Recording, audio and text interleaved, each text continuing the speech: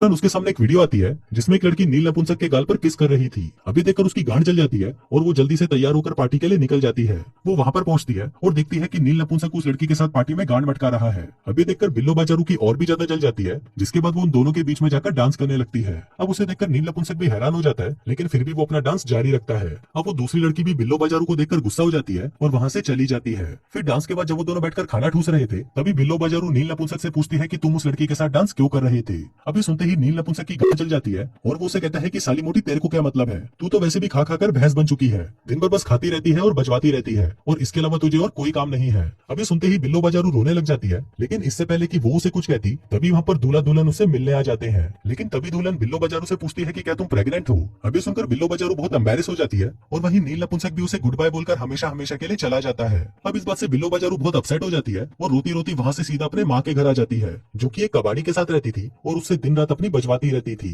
तभी बिल्लो बाजारू अपनी मॉम को बताती है कि नील नपुंसक ने मेरे से इसलिए ब्रेकअप कर लिया क्योंकि मैं मोटी हो गई हूँ। लेकिन इस पर उसकी मॉम कहती है कि तू मोटी थोड़ी ना है, तू तो भैंस बन चुकी है। अभी सुनकर बिल्लो बाजारू